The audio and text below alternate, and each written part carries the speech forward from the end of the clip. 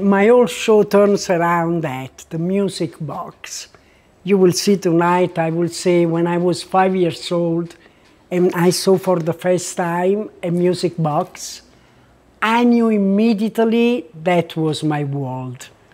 So it starts from that, and then it goes on in a concept where the box, the music box, is the theater.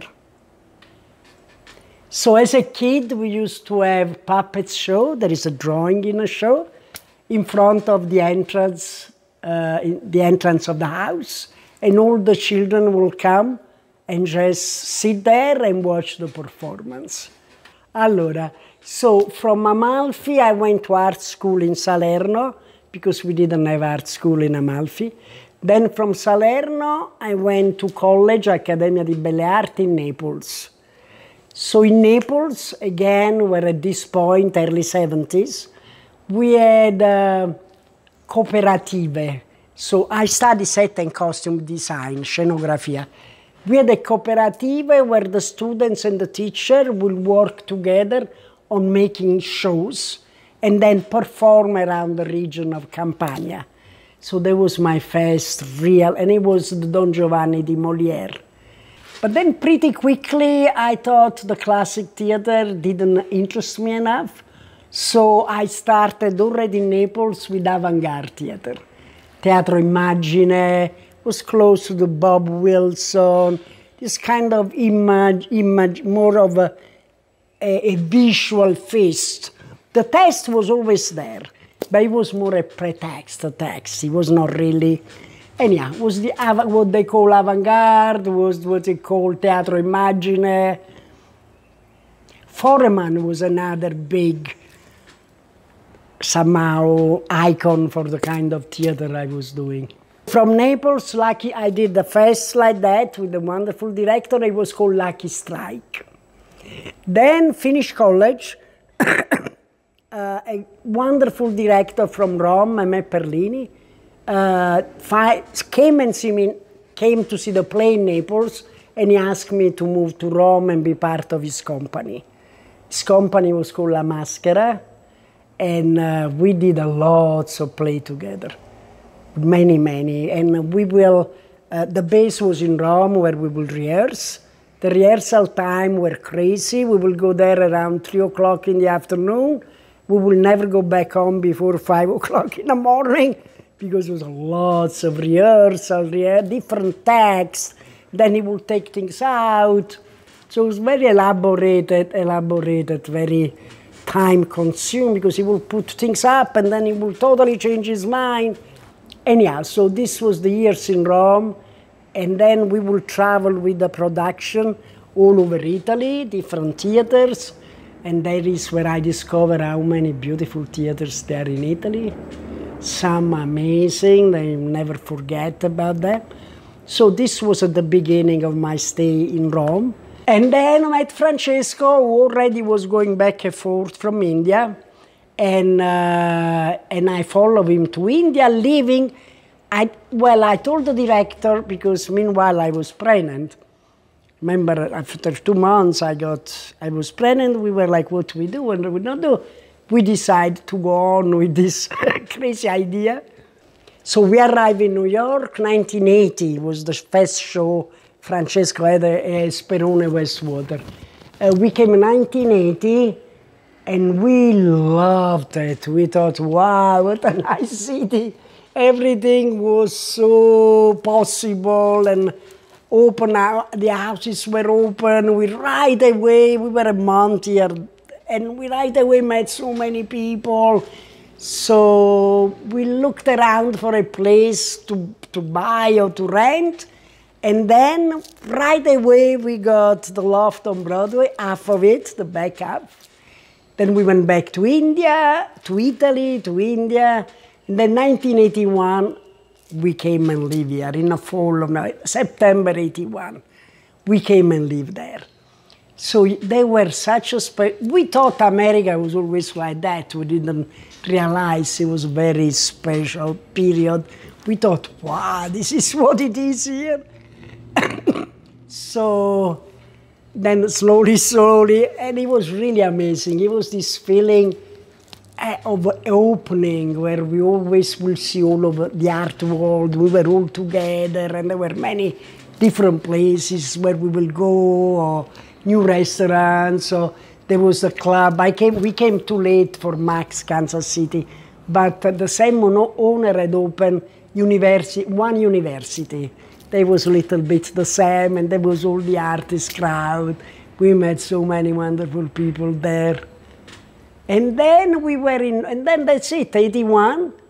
I moved to the loft. There was nothing there. You remember the story how from Rome I was, Francesco, you remember I have a child just born and 4 years old, minimum of comfort.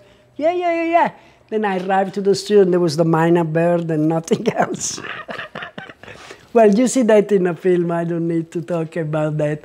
So those years we really met so many of all the artists, dancers, and everything seemed totally possible and open, and then AIDS came a few years later, and then things start a little bit to ridimensionare. Do you say ridimension? No. Things got a little not as open and fun. And so one important fact was that when I moved to New York, I didn't speak a word of English. So obviously my actress career was not going to happen because I didn't speak a word. And slowly, I don't know why I refused to go to school and learn the language. So I learned very slowly. I know I still have my huge Italian accent there. And slowly, so you understand that for an actress, it's not the easiest thing if you take away your language. But I didn't give up. So I did The Human Voice. This was 1980, the twins were just born, 88, 89. And it was the most difficult piece to do. It's already a difficult piece of theater because it's just the actress there with the telephone. And it was in English. It was my first thing in English, so it was much more difficult to remember the lines. But I did it. It was super nice. And I had great collaborators because the translation from French was René Ricard. The set designer was Helen Marden. The music was Arthur Lindsley. And the director, John Hayes. And it was very special, the whole thing. But then I did 2 pieces of La Mama, short monologues, part of the Jackie 60. It was Christmas show. It was called Brown Christmas. And it was many different monologues, very funny, different people. And I had one of those. I did that too. Then I did something also very interesting.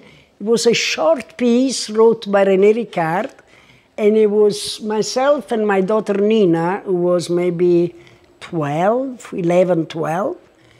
And it was the funniest story where I was coming from Italy, but I had tons of drugs, and my daughter was with me, and my daughter would give me shots of heroin. You know, the René Ricard dark idea there. And there I discovered that my daughter Nina could be a great actress. She totally stole the show from me because she was super good. And it was a very short piece. I think it was 10 minutes long. Finally, a dear friend, Carol Armitage, who I knew from early 80s, she was the best dancer of the many years, wonderful choreographer, a wonderful dancer. She came to many different events, parties, costume party I organize, birthday, I always love to decorate.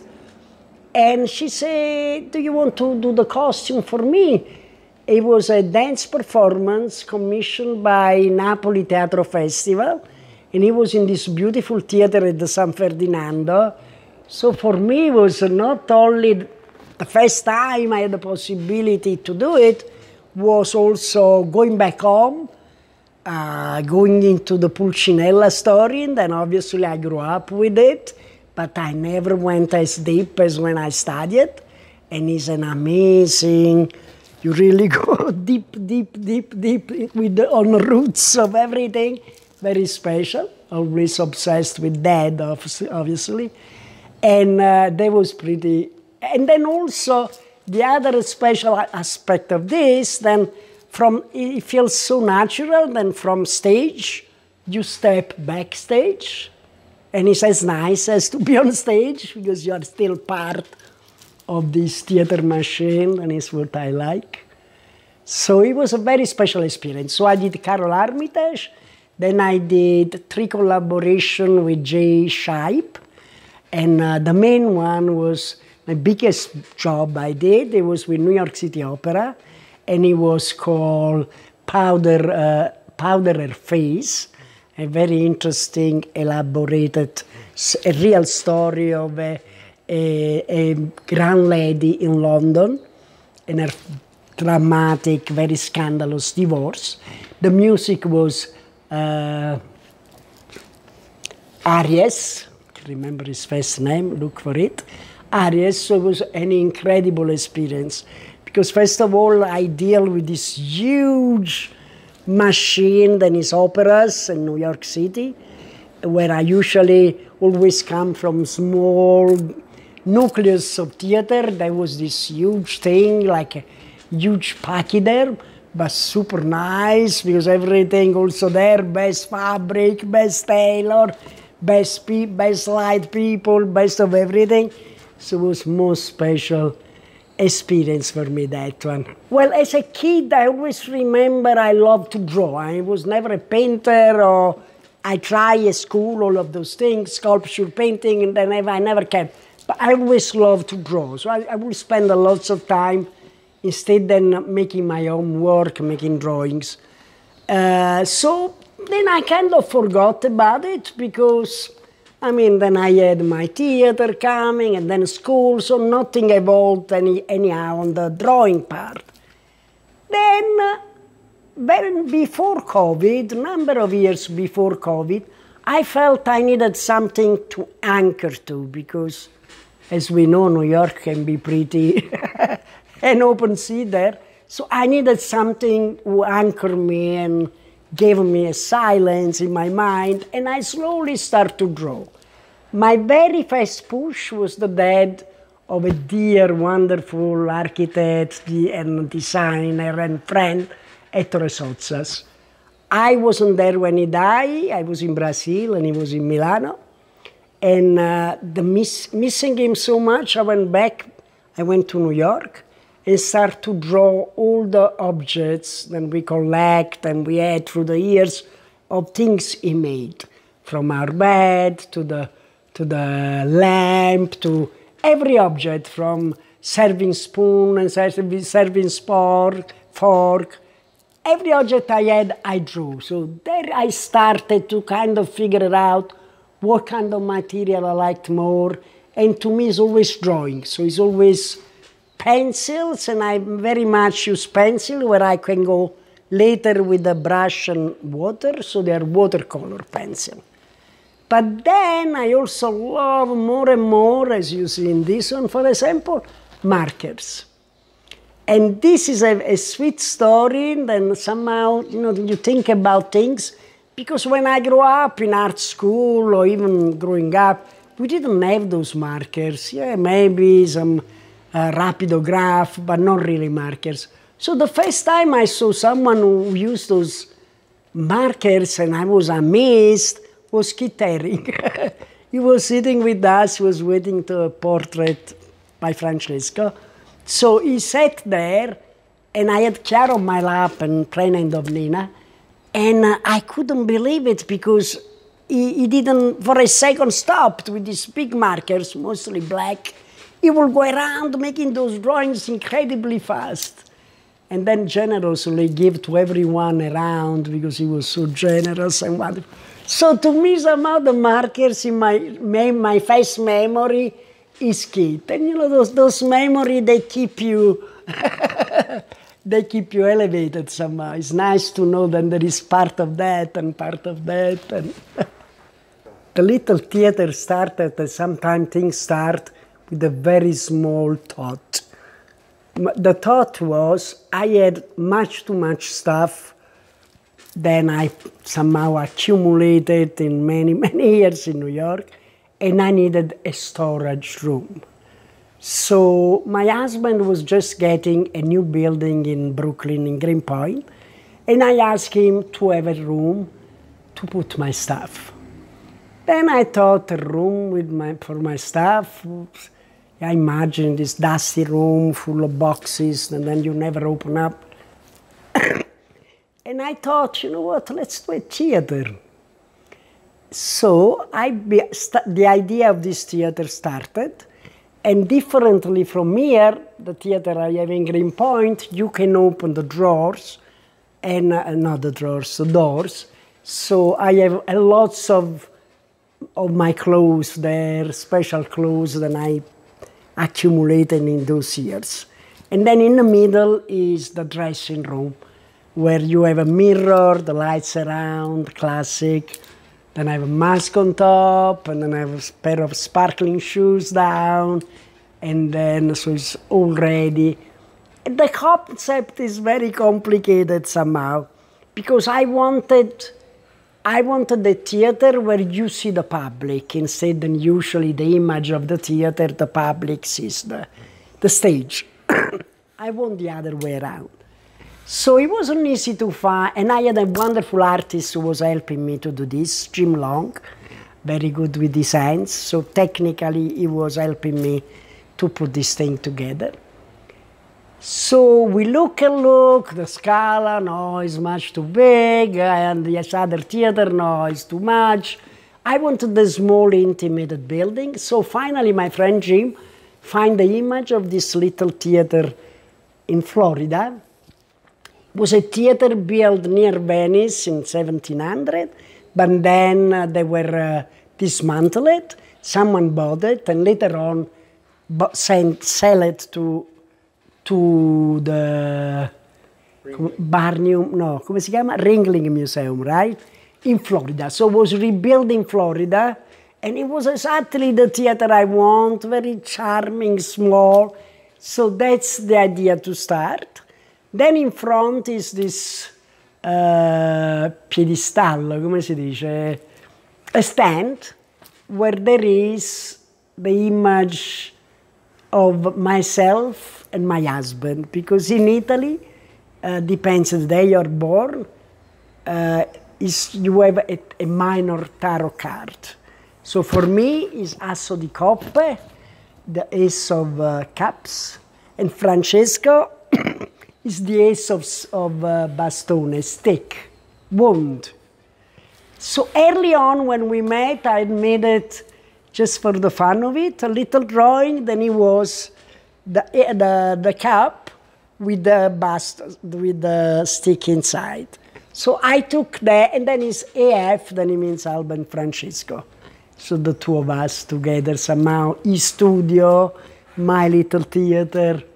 So that was the start of the idea of the theater, and then obviously like things happen, you start with a simple idea and then it grows.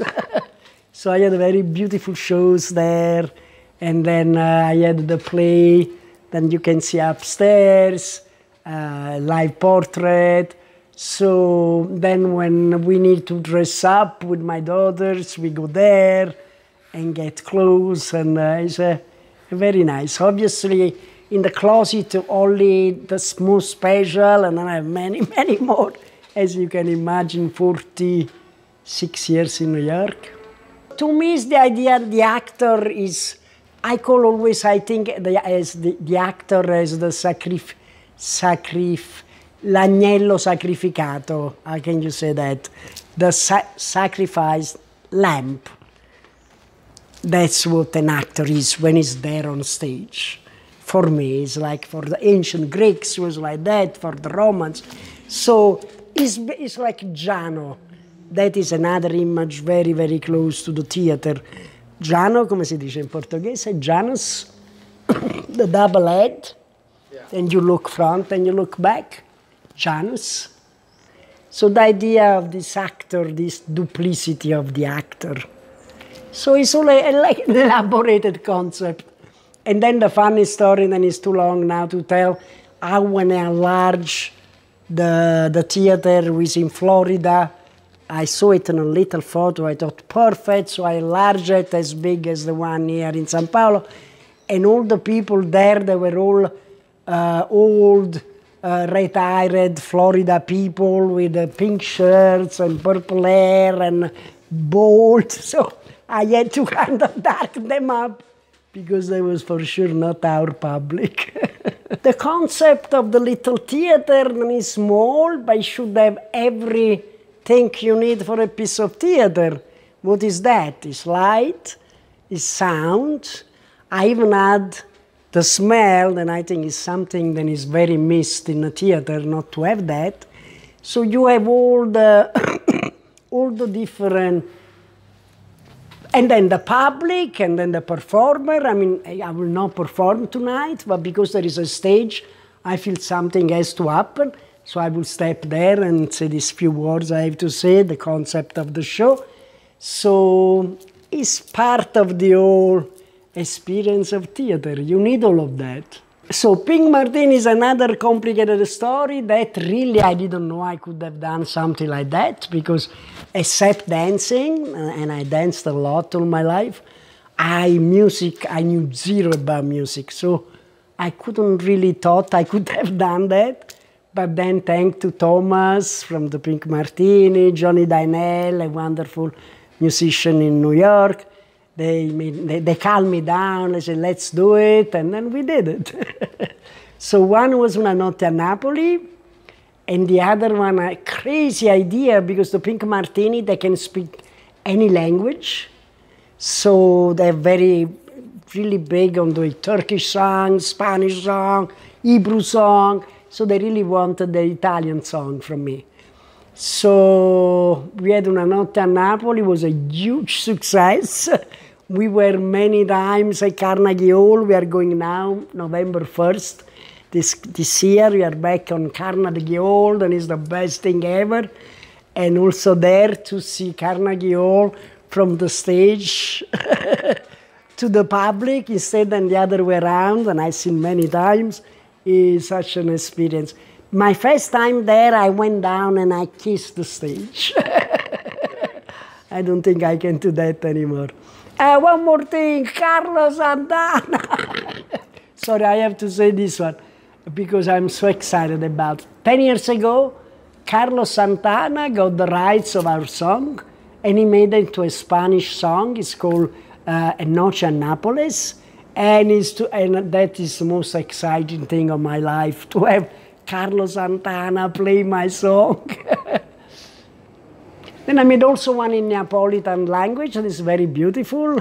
You can hear the first part of the music, and it's called Ninna Nanna, and I had the crazy idea to make it in Neapolitan. And but they sing in Neapolitan, in the Neapolitan language. It's not a dialect Neapolitan, it's a language. So last year, exactly a year ago, I read Salman Rushdie's more recent book. It's called Victory City. And at the end of the story is a very complicated, rocambolesque story. It takes place in India, around Hampi, the region of Hampi, of this lady. And she goes up and down and ups and downs. She lives 240 years. And so at the end of the book, she's dying finally. She has this urn with their manuscript inside. That she says, this is the only thing who will survive. So from that was an idea, and City of Words was one of the last lines of the book. And somehow it touched me so much, then I made a drawing. And it was this vessel with all the letters, the manuscript, and I sent it to Salman Rushdie, together with other couple of drawings of other parts that I really, somehow, they stayed with me. And here they are. So I made it when, with Rika, the whole situation came together, the theater, and there was a library, beautiful library. I thought, okay, that's it. Because, I mean, from those number of letters, pretty much different shape, but obviously for Western writing is what you need to make all those libraries and many more. As I mentioned, number of years now, then I make those drawings, and usually I make them on, I see something, or I read something, and somehow I block the moment, and somehow it opens something in my mind. So I had many, many drawings, and then slowly I thought I should divide these drawings. When I started, so years ago, I should divide them in books, in albums. Let's I start to do that. And then I thought, okay, let me give them a name so I know which one they are. So that's where the idea, I made a folder for memories, a folder for, and I will add, meanwhile I was doing the new drawings, I will add to this different feeling of a brain to me. I mean, to me that's pretty much what a brain is our memories, what we think. Politics for me has been a very huge part of it. And fantasy that we need so badly. And did I forgot something? Thoughts, I say that, yeah. And then, which one is the last? Emozioni, I forgot the most important, emotion. And then it's funny because on the cover of the book, you can see they're not obviously all the same. So thoughts are much smaller than emotions, and they're different size kind of sections there. So most of my drawings are small. I usually have a tendency to like small, super simple, easy things. So most of my drawings are small, and I felt for these beautiful rooms here, I needed something larger, but I was a little scared to make things larger, and then I thought to recreate some of the drawings, the one, and to me, they are more the one I can share with the public, and enlarge them on this gray canvas. Gray canvas is like the book, cover of the book, is in my mind the gray matter, so the materia grigia, and it's this beautiful, super simple canvas, very easily with 2 grommets, 2 nails, beautiful nails though. And so they're the drawings enlarged, and then I work on with different technique, because so I work on with the fabric paint, fabric markers, regular markers, paint, lots of fabric paint, and then in this one I even added sewing, because we always know as a woman sewing resonates something in a woman's life, the sewing. And somehow I wanted that, and I had adorable Bibi who sewed them all. I brought my thread and needles from New York just to make sure. So the costumes were, a costume was really one on top of each other. It was the brick wall on top of the garden dress. And I was wearing that costume for a performance, Carol Armitage performance, at the Ravello Music Festival, 2017. And so it was my own costume. And the title of the piece was Muri, the walls. It was the time of Trump and this horrible idea to build walls, and everywhere in the world, obviously, this idea to create walls and not to have people move around. So, and it's a beautiful poem by Kevafi, right? Kevafi, wonderful Greek poet. So that's those costumes. And then obviously the wall, be Italian, it became graffiti, and lots of graffiti on, and it's mostly Viva l'arte, name of artist in history. I'm very fond of art history, so it's all different artists through the centuries, and then I made sure Francesco has a signature there too. And then there's a lot of the motto then Luigi Ontani always used, then is Viva l'arte. The films, the first one is 2 minutes long explanation on what is in my mind what the little theater represents in my mind. And also shows you the one in Greenpoint, where you can open it up, and you will see, it's only 2 minutes, so nice. The second one is a film, so it was a play. This young director in New York, Henry Ondrejak, who I work with as a costume designer and who I adore, made this, directed this play. Then it was called Live Portrait. Then 2 Point, Alba Clemente. He wanted to do a series of those. So it was improvised, and it's my life. But because, as I say, I like things small and short, it's only 16 minutes, and it's divided in 3. It's the growing up in Italy and Rome, and then India, and then New York. And it's also, I make little fun of 15 minutes of fame, 10 minutes of fame.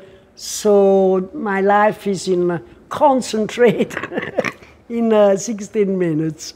And that's what the play is. And then with COVID, because we did one night, I invited 80 friends at the theater in Greenpoint. Then the idea, there was summertime, the idea was in the fall to do many more, but COVID came, and so we did nothing. And I was so kind of sorry, and this thing went nowhere, and I made a little film.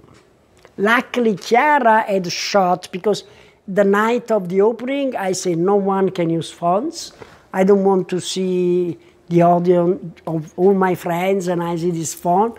And so nobody could talk at it, but luckily, Chiara, the night before, had filmed it, so I could use that, and then I kind of changed with drawings. I changed it around, but pretty much the play is what it was. Joseph Beuys, who I had the pleasure and the honor to meet him in the early days, middle of the 70s. He was in Italy a lot. He had a gallery, had lots of work going on in Italy, and I met him a few times, and he was such a charismatic, wonderful man. And the memory I think you're referring to was an opening in Pescara, where her gallerist was there. And they were all theater world. It was late at night, so people were drunk, screaming around. So I walked out, and he came out of nowhere. There was a beautiful garden outside the house. Out of nowhere, he came. I mean, I'd seen him during the party. I knew he was there, but then he came out of nowhere in the dark with this beautiful white flowers bouquet, very small. And then he just gave it to me. And it's the nicest memory ever, and what a wonderful man. And luckily, because he had lots of shows in Naples those years with Lucio Amelio, so I always would go to see the shows. It was a huge giro, but wonderful, really. And then I met many other artists, obviously, different memories. But that one is a poetic image, him coming out in the dark with this perfect little white bouquet of flowers.